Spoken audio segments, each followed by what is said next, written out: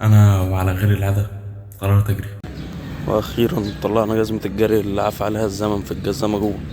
طبعا الهدف كان النزول بحد ذاته، يعني ما عنديش هدف من الجري نفسها ان انا اقول هجري كيلو ولا 2 كيلو ولا الكلام ده. طبعا بقالي كتير قوي ما جريتش، فالهدف كان ان أنا انزل اجري اصلا. بس عشان نجري محتاجين نطلع على البحر، نحاول نجري حوالي كيلو نشوف هنقدر نجيب قد ايه. يعني طبعا منظري غريب، حد نازل الساعة 7 الصبح بيتصور ماسك مايك وبتاع، كله ما بينزلش دلوقتي. الثانوية عامة لسه يا دوبك لسه هتبدأ دروس على الساعة 9 حاجة كده. بس زي ما قلنا المرة اللي فاتت عامة، يعني ركز في الحاجة اللي أنت عايزها، مهما حد بص أو شاف إن المنظر غريب أو أيا ده كله، محدش مهتم بالحاجة اللي أنت بتعملها. لو اهتم معاك مش وراه حاجة، يعني هو مضيع حياته في الفاضي. فما تهتمش أنت بقى بأي حد، ركز أنت على حياتك، طنش ده كله واعمل الحاجة اللي أنت عايزها.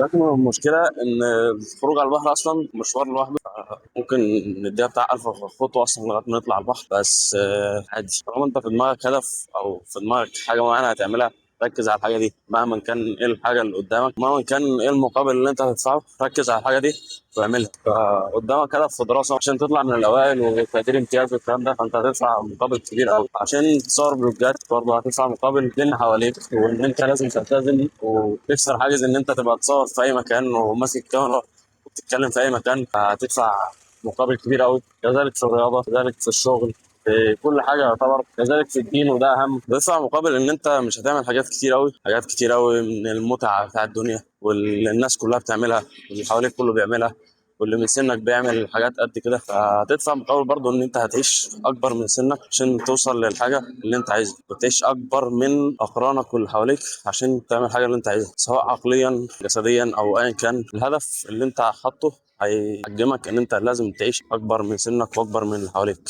فانت كانسان مثلا حابب تكون تمشي على خطى النبي عليه الصلاه والسلام، صلى على النبي بالمناسبه، مستغفر شويه كده. فانت كبني ادم حابب تكون ماشي على خطى النبي وخطى الصحابه، الكلام ده كله رضي الله عنهم، يعني الكلام ده كله فهيحتم عليك ان انت مش هتسمع اغاني، مش هتتفرج على افلام، مش هتتفرج على مسلسلات، يعني في جلسات مش هتقعدها خالص، في اماكن مش هتروحها خالص.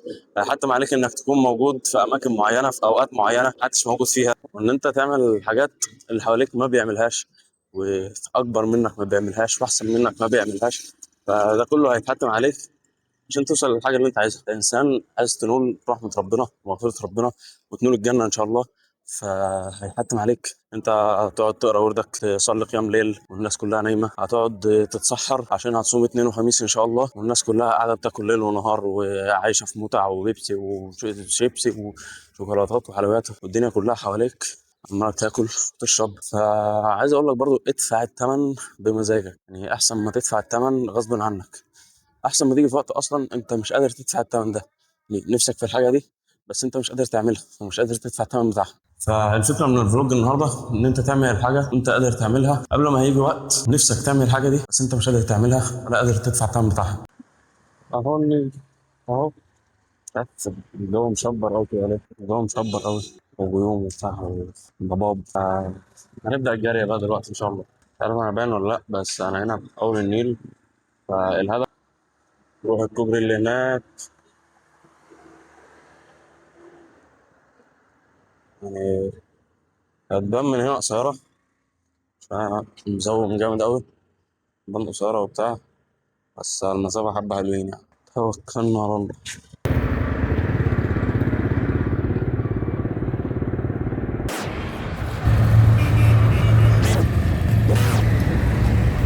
ده ميعاد القطر.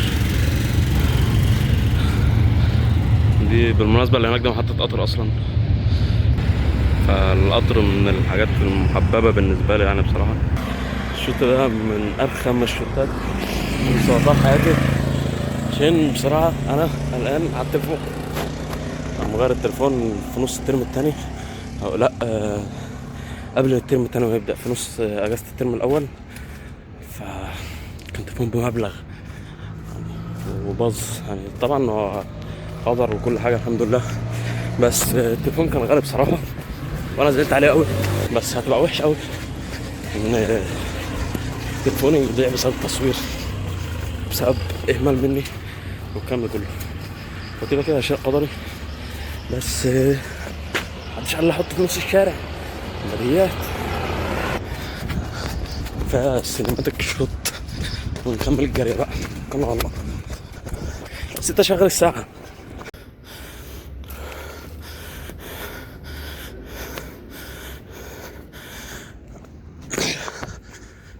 وصلنا. مش عارف المفروض ده منشأة عامة تقريبا أو حاجة. هم كبرى اهو، وهو النيل. منظر بديع بصراحة ان شاء الله.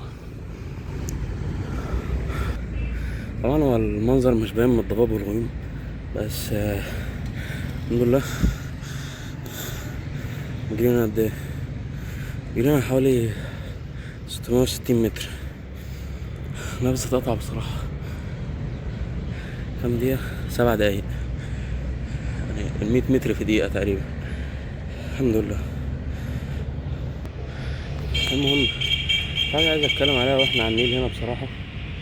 مش عارف، ممكن يبقى في دوشة عشان انا في المايك. انا بجري طبعا، يعني المنظر غريب بالنسبة للناس كده كده، حد خارج بيجري في الوقت ده، ولكن استوقفني 20 ثانية كده وانا بجري. 2 تقريبا لسه شباب ثانوي او حاجة زي كده، واقفين بيصوروا تيك توك. فالفكرة الغريب في الامر ان الناس شايف حد بيجري، شايف حد بيصور وبيتكلم في الكاميرا ومش عارف ايه. وبقى مش غريب خالص ان انت شايف 2 شباب يعني ما شاء الله عليهم قاعدين بيصوروا تيك توك ويرقصوا وليبسينج واغاني وبتاع ومش عارف ايه. فبقى الحاجة الغلط والحاجة الوحشة هي اللي مش غريبة. فده شيء يثبت لك ان انت لازم اصلا تدفع الثمن بتاع النتيجة الحلوة اللي انت عايزها عشان توصل للنتيجة الحلوة اللي انت عايزها. ما بين ان المجتمع اللي حواليك بقى كله وحش اصلا، ف انت لازم تدفع نتيجة الحاجة الحلوة اللي انت هتاخدها. كده كده هتدفع نتيجة الحاجة الوحشة لو انت عملت الحاجة الوحشة دي، بس في نهاية الامر انت مش هتاخد حاجة حلوة خالص. هتاخد منظر الناس ما تحبوش. وانا بتكلم عن الناس اللي هي الناس اللي ذات قيمة اصلا، والناس اللي كويسة في المجتمع، والناس اللي قريبة من ربنا والكلام ده. يعني هيبقى منظرك ايه وانت انسان عندك 20 يعني 30 سنة وقاعد بتصور فيديوهات تيك توك. ومش قصدي على التيك توك كبلاتفورم نفسه او كبرنامج نفسه او موقع، لان في ناس كتير كويسة عليه عادي، ولكن قصدي على المنظور السائد عنه والحاجة اللي التيك توك مشهور بيها اصلا، اللي هي الاغاني، الرقص، المحتوى اللي انا قلت سواء ربنا يهديهم يعني، وربنا يهدينا جميعا يا رب. يعني كلنا مش بعاد على الحاجة دي، ولكن هي هداية ربنا الحمد لله. فانت هتدفع الثمن ان انت تبعد عن الحاجات الوحشة دي عشان تبقى انت انسان كويس وانسان قدام ربنا بتحاول تجاهد وتعمل اللي عليك. فالمفروض دلوقتي عامة نطلع الكوبري من هناك ونعدي الناحية التانية. مش قادر بصراحة، لان المفروض نرجع. المفروض لساني بيكلج احيانا عادي، لان المفروض نرجع نفس 700 متر تاني، وبعدها نروح على البيت 1500 خطوة تاني. فحاجة متعبة بصراحة، ولكن حاجة كويسة يعني. شوط الدوبامين جميل بصراحة. كليتي وجعاني ولكن شوط دوبامين جميل بصراحة، أحسن من الدوبامين اللي احنا بناخده من المواقع وبناخده من الريلز والحاجات الغريبة دي. طبعا أنا مش شايف هل واضح ولا لأ، بس في شوية سمك جميل صنين كده ما شاء الله. سبحان الخالق. بتحس منظر جميل كده وانت قاعد على النيل، يعني قاعد تتأمل في الطبيعة وطبيعة الخالق. سبحان الله. متع نظرك يا أخي. كفاية بقى تيك توك وألوان في كل حتة وريلز انستا وفيسبوك كفاية. متع نظرك بحاجة جميلة كده. طبعا برضو الجارية دي برعاية الشيخ أمجد سمير، الباشمهندس أمجد سمير. فيديو المحاسبة أو منزلة المحاسبة هحط لكم اللينك في الوصف إن شاء الله، يعني عشان بنسى جامد. كان في قبلها منزلة الغفلة ومنزلة التوبة، سامعهم بس كانت من فترة كبيرة أوي، فطبعا ناسيهم كلهم. يفضل تروح تسمعهم قبل ما تشوف منزلة المحاسبة، يعني والله أعلم. يعني أصل الشيخ أمجد سمير منزلهم بالترتيب ده يعني، تقريبا هو كان كتاب، وهو عمل عليه محاضرات وكده يعني، الله اعلم مش متاكد بصراحه. كان في استاكوزا هنا، كان في واحد استاكوزا تحت، او سلطعون بمسمى اخر تحت هنا. عارف استخبت راحت فين؟ لا اي خد خد استاكوزا.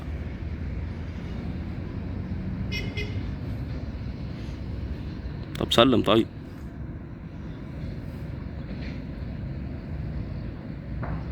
راح فين؟ استخبى بين الصخور تاني. بصراحة مش دايما ان انت تدفع الثمن الحاجة كويسة بيبقى شعور وحش او شعور صعب، بالعكس استمتع وانت بتدفع الثمن. اتس جود. اعتقد الزاوية هنا كويسة، فعايز اقول لك ادفع الثمن واستمتع وانت بتدفع، لان بجد في حاجات عمرك ما تعيشها، وفي شعور عمرك ما تعرفه، حاجات عمرك ما تعرفها غير لو انت بتدفع ثمن الحاجة الكويسة اللي انت عايزها. فادفع الثمن واستمتع وانت بتدفع الثمن. ف مش دايما الثمن وحش، بالعكس الثمن بيبقى جميل لما توصل للاخر يعني. فهات اخرك مهما كان الحاجة كويسة اللي انت عايز توصل لها، هو تمنها توصل لها، وهات اخرك وادفع الثمن بمزاجك، عشان ما تدفعوش غصب عنك في حاجة انت مش عايزها وحاجة انت مش حاببها اصلا. بقول كفاية حكم، المفروض نرجع تاني. انا قعدت هنا بقى بلطت، الجو جميل والمنظر جميل والله بأمانة، يعني نحاول نكررها ان شاء الله. المفروض نرجع تاني لحد هناك. زوم. توكلنا على الله.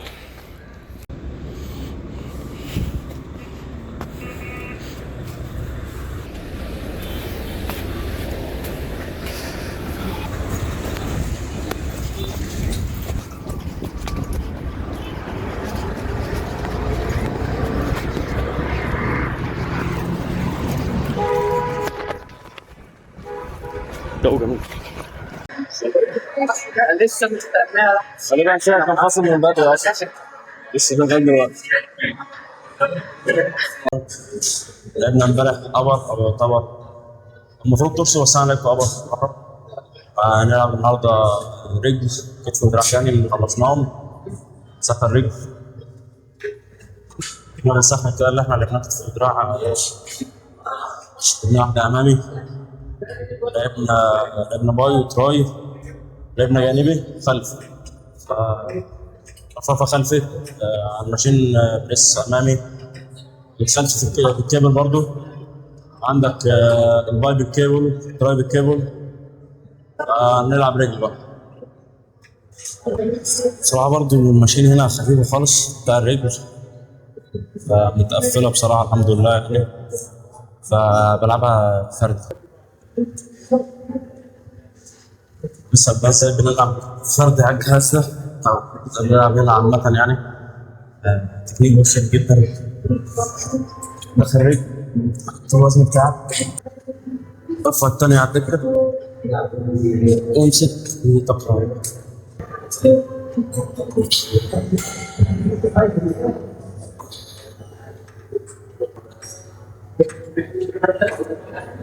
في رجل مسكتها، مسقع جسمك وايديك، انت مثبت جسمك في الجهاز عشان ما تنطرش لقدام.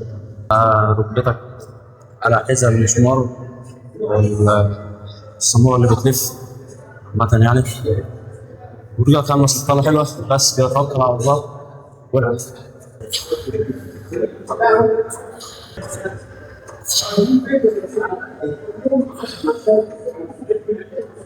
المفروض دلوقتي خلفيات، بس جهاز الخلفيات مليان بصراحة. ممكن ألعبها ار دي ال، نلعب دلوقتي سمانة. غالبا بلعب الخلفيات كل مرة ليك كيرل عادي، فممكن ألعبها ار دي ال النهاردة عشان الجهاز مش فاضي يعني. أنا حاليا سمانة عادي، الليج بريس بحسها أريح. المهم ركز في الستارة تحت واطلع عادي.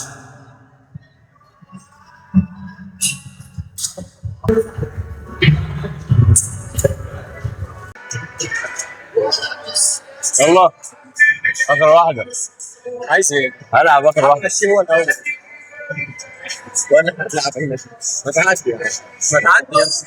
طب ما هو انتوا الاثنين.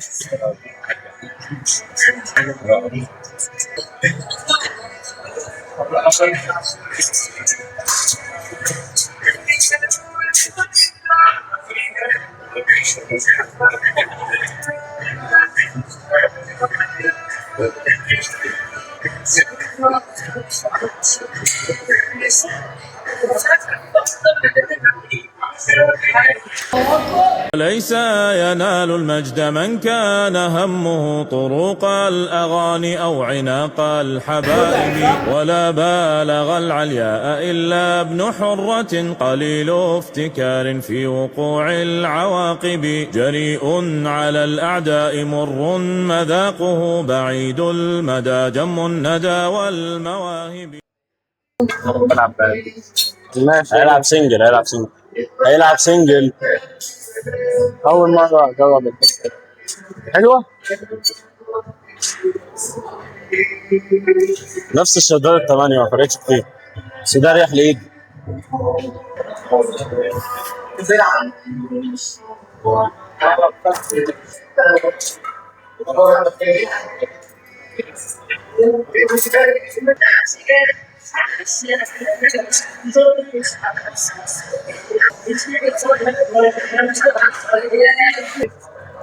سبعة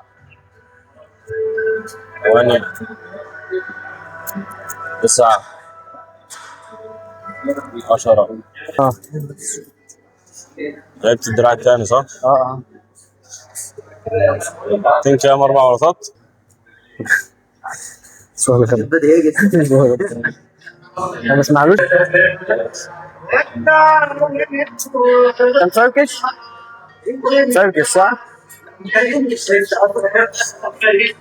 دي اوحش من البركة. ليه؟ دي اوحش برضه. يا اسطى ثانوية عامة اوحش من كل. ما كلمتش ليه؟ والله ما انا معايا عشان حرام مثلا يا سيف. عشان حرام مثلا. لا بس انا بساله عايز يجيب وجهه نظره. انا بقول لك عشان عايز اسمع منه. لا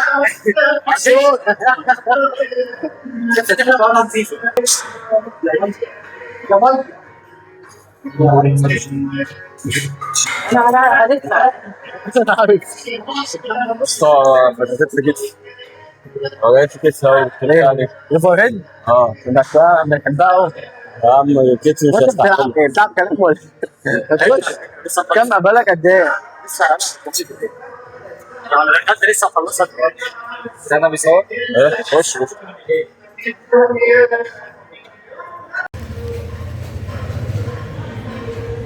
كالعادة نوع بروتين بار جديد بصراحة، عشان ما اكدبش بصراحة هو نفس الشركة يا زيرو. حط صورة تقريبا جربت كل الأطعم، لكن آخر طعم ما جربتش بصراحة هو كبروتين بار فيه من 19 ل 24 جرام بروتين على حسب الطعم، 45 جنيه تقريبا.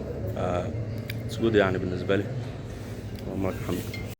كان في حديث تقريبا عن عمر رضي الله عنه أن الرسول صلى الله عليه وسلم قال، بما معنى الحديث عشان مش متذكر برضو ما كنتش بفتي، اغتنم 5 قبل 5. أعتقد ده كله عارفه من أحاديث المثابرة أصلا. يا بعض الأحاديث كده مسمينها أحاديث المثابرة، اللي هي بتشجعك إن أنت تعمل حاجة عامة، اللي هي لو منطفئ أو ما عندكش شغف الكسل اللي إحنا سميناه ما عندناش شغف اليومين دول، فالأحاديث دي جيدة جدا ليك. اغتنم 5 قبل 5، مش فاكر ترتيبهم بس اللي هو فراغك قبل شغلك، صحتك قبل سقمك، شبابك قبل ما تكون عجوز أو قبل هرمك، غناك قبل فقرك، الأخيرة تقريبا كانت حياتك قبل موتك، أو هتأكد منها برضه وقت غلط. الحاجات دي كلها يعني اغتنمها قبل ما تضيع منك، مش انت هتسأل على ده كله اصلا. يعني هتسأل شبابك عملت فيه ايه، مالك عملت فيه ايه، هتسأل على الحاجات انت فاكرها ده عادي كده، ده ماشية اصلا، يعني هي ماشية بس انت هتسأل عليها كده كده.